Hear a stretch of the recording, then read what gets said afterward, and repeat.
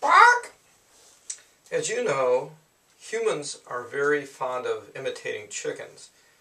When you go to many weddings all over the United States and sometimes all over the world, you see people doing the chicken dance. And I'm telling you, when there's chicken parties, we don't do human dances.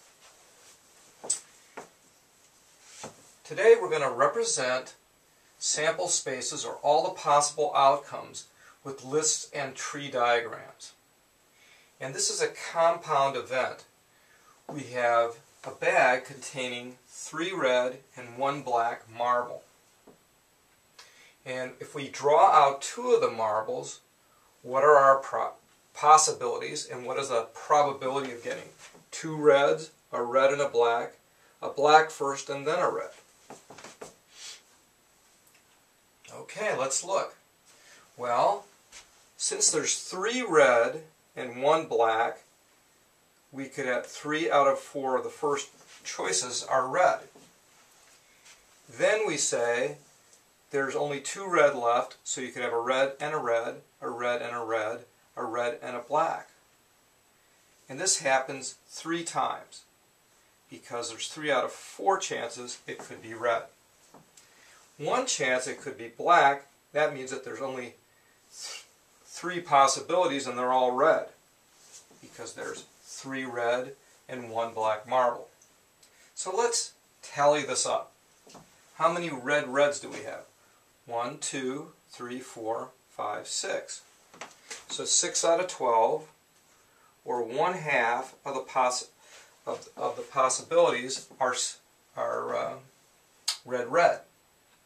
What if we had red-black? We have 1, 2, 3 possibilities.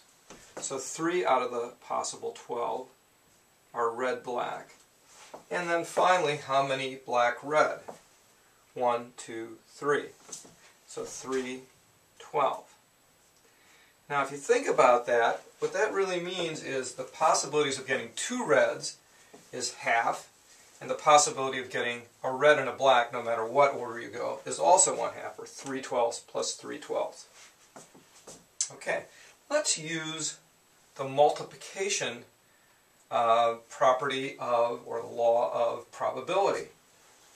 We do the probability of red times the probability of red. Well, the probability of red the first time is 3/4. And the probability of red the second time is 2 out of 3. Because there's only, in a bag of 4 marbles, we took 1 red out. Now we have 2 reds and 1 black left.